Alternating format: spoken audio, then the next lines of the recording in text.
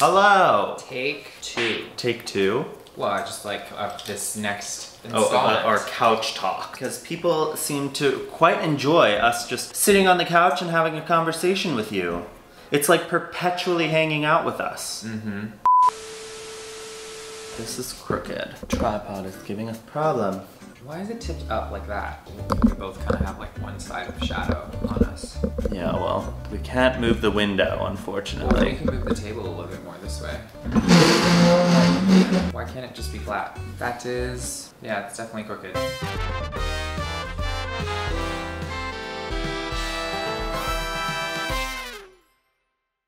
This week, we are chatting about relationships on social media, what that is and like how that can affect real relationship, and those two things together end up making like a third in the relationship, which is kind of insane. Honestly, social media relationships are not natural. There's nothing normal about them. If you are someone watching us, it is really hard to like compare that to your regular life, because so many people see other couples on social media and you're like, couple goals, like, yes, I want to be like that, but what you're seeing is all a lie. Not all a lie, but what you're seeing is not the reality. What you see is a snippet of the day, which is probably the best part of the day, you know? Even if you're seeing like a hard part of the day, it's under the guise of like, we know we're sharing this with you, so it's not gonna be something that's truly vulnerable. No one will be really experiencing hurt. But when we see couples on social media, you see a couple that virtually has no issues. Their issues seem small, minuscule, and it always kind of ends with like a love story, because you see them together, and then everyone is always so shocked when a couple breaks up, but we really miss a lot of the times that like real relationshiping happens. And I think that's kind of like the whole juxtaposition of a social media couple is it seems perfect a lot of the time, and really there are just as many ups and downs as any other relationship. I think it was really important to me to see, like, I have idolized our friends like Eileen and Devin on TikTok in the past before, because they seem like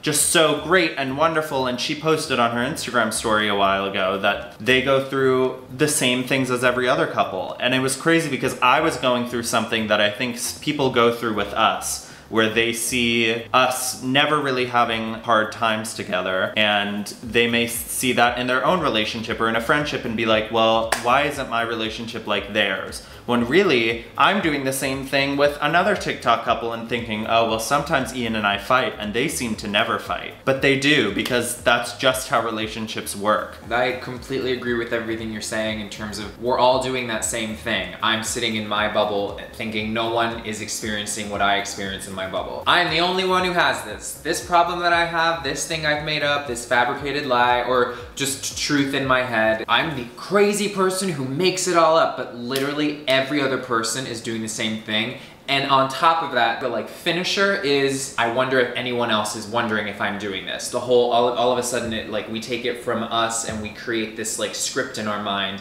and then we wonder if anyone's coming to the show. It's a really interesting way that we all are the same. And so social media being a place that is really just a highlight reel, it really is. Yes, it's a beautiful area and space to share what's going on and like the good things, and you learn in some of the bad things, but when it comes to social media relationships, like what Chris said, is we inherently all want to follow like a love story. And then when we do see something that's a little bit more real, we're like, oh, what a breath of fresh air that is. So to me, that always tells me, I know we're all craving the gritty, real thing, and it's balance. It's like, I love a rom-com, I want to see the happy ending in that stereotypical way. And I also want to see like an HBO love high drama where it forces you to think about how you're walking around in this world. Social media is a part of like the new medium now, like especially with TikTok and these ways that we're sharing ourselves on screen, on this little screen. I'll speak for me, like I start to perceive my own relationship differently than what it is. And so as I'm posting things on social, or that I don't want to post on social because I'm judging myself while I'm doing, like, There's just so many layers to the social media relationship gag.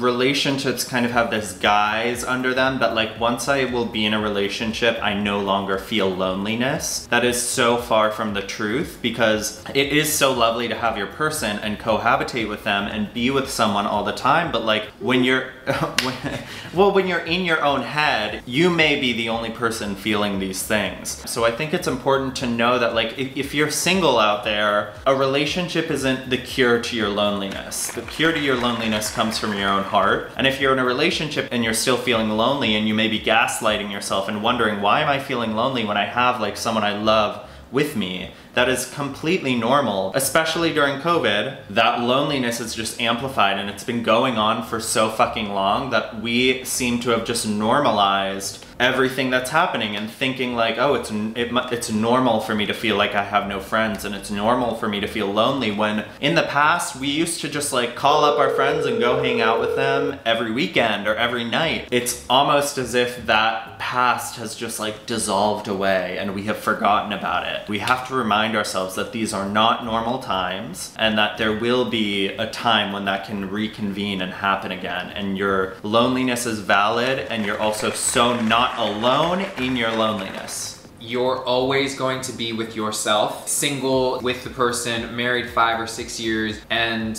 I am dealing with new things about myself being in relationship that weren't ever going to happen with me being single. It's very easy to be in this and then be like, oh, well, if I was just by myself, this wouldn't be happening. And like, yes, that's a true statement. If you didn't have what you had now, you would not be dealing with what you have now brings you, you know? Mm-hmm. Just because it's all those things you're saying you don't want it to be doesn't mean it's not worth living. I know for me, like under the guise of these Corona-19 times, it's really important to connect as much as possible with whoever. So sometimes I can't connect with him because we're always together, and there are things that I am not sure that I want to express yet to him, or I'm not even sure what I'm thinking. And then I go down a rabbit hole of like, I need to, okay, I'm gonna put in my luggage, I'll drive, like literally like crazy thoughts sometimes with anything.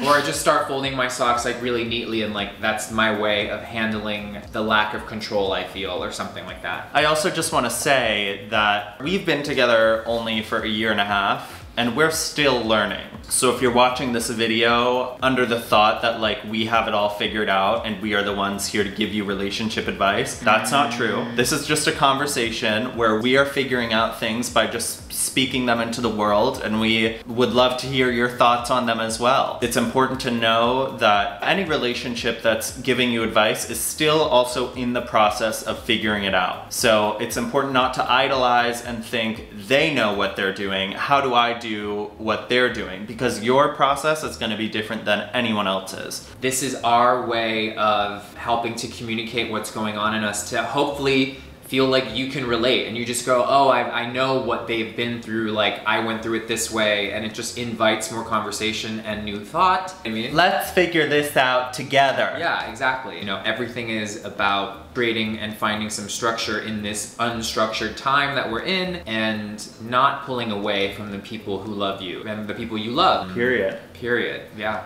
We love you. God. Stick around for the bloopers. Like, subscribe, tell your friends, oh, those two talk a lot, but we like it. Go watch their YouTube. And remember to focus on your blooming. We're getting better at that. Yeah. Bye. Bye. And that's not it.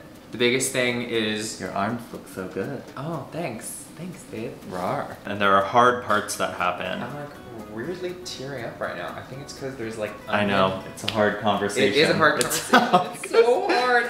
No, I think I had like, I just made an omelet and I cut some onions, and like that made me cry over there. It's and hitting you late. I guess it is. It's so bizarre. Other people who like have doctrines in this are saying, doctorate? Doctorate. PhD. You said something and now I lost. I've just gone on, once again, a rant. But wait, are you done? We've only ever argued over like an apple. Cut that.